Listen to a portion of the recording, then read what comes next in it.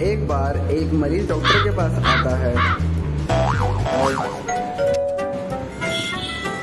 आने के बाद वो डॉक्टर से बोलता है, जी बताइए आपको दिक्कत क्या है, आखिरकार आपको प्रॉब्लम क्या है? सर मुझे बुखार आ रहा है।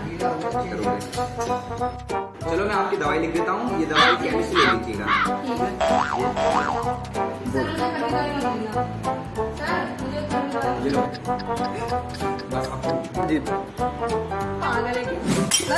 ठीक है।